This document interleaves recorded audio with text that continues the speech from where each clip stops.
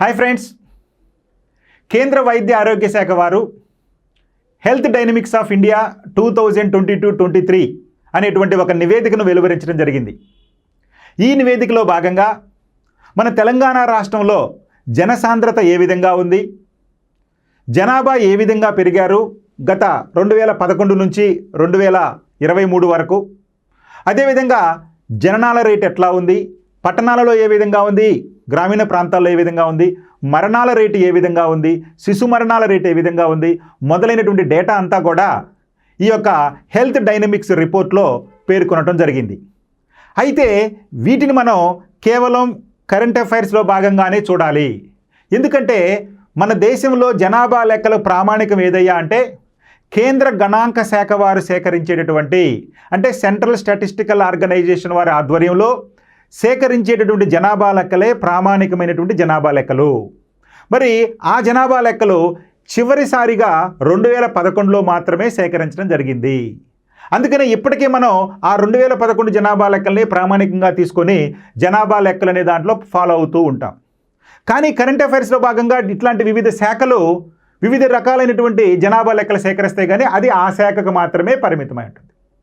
ఇప్పుడు వార్తలోకి వచ్చింది కాబట్టి మనం ఈ విషయాన్ని మనం చెప్పుకుంటున్నాం. అయితే 2021లోనే మరొక జనాభా లెక్కలు సేకరించాలి, కానీ కోవిడ్ కారణాల వలన 2021 జనాభా లెక్కలు సేకరించలేదు.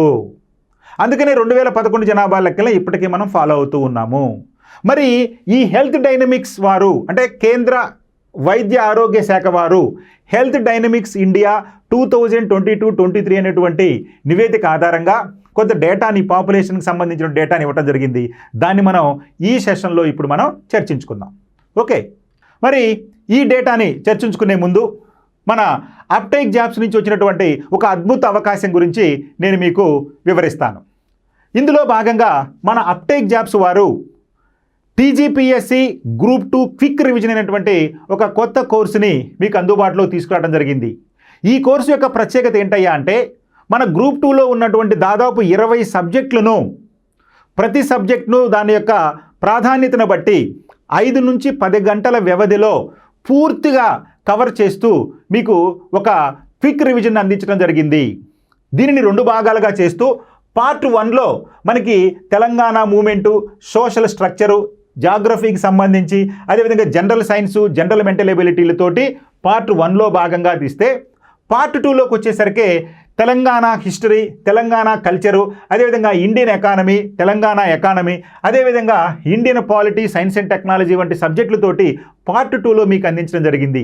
ఇవన్నీ కూడా పూర్తి సిలబస్ను కవర్ చేస్తూ 5 నుంచి 10 గంటల వ్యవధిలో పూర్తి సిలబస్ని మీకు ఇవ్వటం జరిగింది ఈ క్విక్ రివిజన్లో భాగంగా. ఇది కేవలం మనకి 499 రూపాయలకే మీకు అందుబాటులో తీసుకురావడం జరిగింది. ఇక ఎవరైనా ఏపీపీఎస్సీకి ప్రిపేర్ అయ్యే వాళ్ళు ఉంటే గ్రూప్ 2 మెయిన్స్కి సంబంధించి కూడా ఈ విధమైనటువంటి కోర్సును డిజైన్ చేయడం జరిగింది. ఇక మాకు క్విక్ రివిజన్ కాదండి, ఫుల్ కోర్సే కావాలి మాకు అంటే మీకు ఫుల్ కోర్సుని మీకు సెక్షన్ వైజ్గా టెస్టులు కూడా ఆల్రెడీ నిర్వహించడం మనం జరిగింది. ఆ టెస్టులు కూడా ఎక్స్ప్లెయిన్ చేయడం జరిగింది. అంటే టెస్ట్ నిర్వహించడమే కాదు, ఆ నిర్వహించిన టెస్ట్ని ఎక్స్ప్లెనేషన్ కూడా చేయడం జరిగింది. ఇలా మీకు ఒక క్రమ పద్ధతిలో సిలబస్ మొత్తాన్ని కవర్ చేస్తూ మన యాప్ మీకు అందుబాటులో తీసుకురావడం జరిగింది. దీనిని ఒకసారి మీరు చూడండి, ఎందుకంటే ఇక్కడ మీకు 30 గంటల నిడివిగల వీడియోస్ మీకు అందుబాటులో ఉంటాయి. అవన్నీ చూడండి, నచ్చితే ఈ యొక్క కోర్సు పర్చేజ్ చేయండి. మీ ర్యాంకును మీరు ఇంకా మెరుగుపరుచుకుంటారని ఆశిస్తూ ఇప్పుడు మనం వీడియోలో ముందుకు వెళ్దాం. రైట్, ఇక కేంద్ర వైద్య ఆరోగ్య శాఖ వెలువరించినటువంటి health dynamics of India 2022-23 health dynamics of India 2022-23 నివేదిక ప్రకారం తెలంగాణ జనసాంద్రత 386. అంటే 2023, అంటే ఇది 2023 జూలై నాటికి సేకరించారు కాబట్టి 2023 నాటికి మన తెలంగాణలో జనసాంద్రత ఎంత అయ్యా అంటే 386. మరి 2011లో జనసాంద్రత ఎంత ఉందండి అంటే అప్పుడు మనం ఆంధ్రప్రదేశ్లో భాగంగా ఉన్నప్పటికీ విడిపోయినటువంటి ప్రాంతాన్ని వేరుగా తీసుకొని జనసాంద్రత లెక్కిస్తే ఎంత ఉందయ్యా మన తెలంగాణ జనసాంద్రత అంటే 312 ఉంది. మన తెలంగాణ జనసాంద్రత 2011 జనాభా లెక్క ప్రకారం 312. కానీ ఇప్పుడు ఎంతకు పెరిగిందండి? అది 386కు పెరిగింది. మరి జనసాంద్రత అంటే ఏంటండి? ప్రతి చదరపు కిలోమీటరుకు ఎంతమంది నివసిస్తున్నారు అని చెప్పేదే జనసాంద్రత, డెన్సిటీ ఆఫ్ పాపులేషన్. ఇక పట్టణ ప్రాంతాల్లో అయితే అంటే ఈ జనసాంద్రత పట్టణ ప్రాంతాల్లో అయితే 4885 గాను, గ్రామీణ ప్రాంతాల్లో అయితే 210 గాను ఉంది. సో గ్రామీణ ప్రాంతాల్లోనేమో మనకి 210 ఉంటే పట్టణ ప్రాంతాల్లోనేమో 4885 ఉంది. మరి సరాసరిని మొత్తంగా యావరేజ్గా తీసుకుంటేనేమో 386 ఉంది. అర్థమైందండి? అంటే మన average density of Telangana is 386 మంది ప్రతి చదరపు కిలోమీటర్కు. పట్టణ ప్రాంతాల్లో అయితే 4885, గ్రామీణ ప్రాంతాల్లో అయితే 210 మంది ఉన్నారు ప్రతి చదరపు కిలోమీటర్కు. ఇది అర్థమైంది కదండి. ఇక దేశంలో 2023 జూలై నాటికి జనాభా అంచనాలు, పట్టణ గ్రామీణ ప్రాంతాల్లో వైద్య ఆరోగ్యపరంగా ఉన్న మౌలిక వసతులు, మానవ వనరుల గురించి ఈ నివేదిక వెలువరించింది. అయితే ఈ యొక్క కేంద్ర వైద్య ఆరోగ్య శాఖ వారు దేని గురించి ఈ నివేదికను చేర్చడం జరిగింది లేదా సేకరించడం జరిగిందయ్యా అంటే, మన దేశంలో ఉన్నటువంటి అంటే గ్రామీణ పట్టణ ప్రాంతాల్లో ఉన్నటువంటి జనాభాకి సంబంధించినటువంటి వైద్య ఆరోగ్యపరమైనటువంటి మౌలిక వసతులు ఏ విధంగా ఉన్నాయి, అందుకనే మనకి మరణాల రేటు గురించి, జననాల రేటు గురించి ఇవన్నీ కూడా ఇవ్వడం జరిగింది. సో కాబట్టి ఈ వైద్య ఆరోగ్య శాఖ వారు దేశంలో ఉన్నటువంటి గ్రామీణ పట్టణ ప్రాంతాల్లో ఉన్నటువంటి ప్రజల యొక్క వైద్య ఆరోగ్యానికి సంబంధించినటువంటి మౌలిక వసతులు ఏ విధంగా ఉన్నాయో అని సేకరించడం కోసం ఈ డేటాని సేకరించడం జరిగింది. మరి ఈ నివేదిక ప్రకారం దేశంలో అత్యధిక జనసాంద్రత ఢిల్లీలో ఉందని, అంటే అత్యధిక జనసాంద్రత ఢిల్లీలో ఉంది. ఎంత ఉందండి? ఢిల్లీలో 14,491 మంది ఉన్నారు. అంటే దేశంలో అత్యధిక జనసాంద్రత ఉన్నటువంటి రాష్ట్రం లేదా కేంద్రపాలిత ప్రాంతం అంటే 14,491 మందితోటి మొదటి స్థానంలో ఉంది ఢిల్లీ, కేంద్ర రాజధాని అయినటువంటి. ఆ తర్వాత స్థానంలో మరొక కేంద్రపాలిత ప్రాంతం చండీగఢ్ 10,833 తోటి. మూడవ స్థానంలో మరొక కేంద్రపాలిత ప్రాంతం పుదుచ్చేరి 3,384 తోటి మూడవ స్థానంలో ఉంది. ఇక లక్షద్వీప్ మరొక కేంద్రపాలిత ప్రాంతం, చిన్న కేంద్రపాలిత ప్రాంతం. లక్షద్వీప్లో 2,300 మంది ఉంటే దాద్రా నగర్ హవేలీలో 2,145 మంది ఉన్నారు. ఇవన్నీ కూడా కేంద్రపాలిత ప్రాంతాలు. చూడండి, కేంద్రపాలిత ప్రాంతాల్లో అన్నీ కూడా 2,000 కంటే ఎక్కువగా జనసాంద్రత ఉంది ప్రతి చదరపు కిలోమీటర్కు.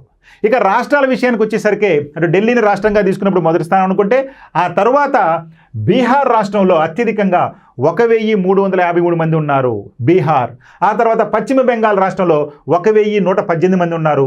ఉత్తరప్రదేశ్లో 982, కేరళలో 922, హర్యానాలో 686, పంజాబ్లో 611, తమిళనాడులో 592, జార్ఖండ్లో 497, అస్సాంలో 457, గోవాలో 426, మహారాష్ట్ర 412, త్రిపుర 396, తెలంగాణలో 386 మంది, గుజరాత్లో 366, కర్ణాటకలో 354, ఇక ఆంధ్రప్రదేశ్లో 327 మంది ప్రతి చదరపు కిలోమీటర్కు ఉన్నారు.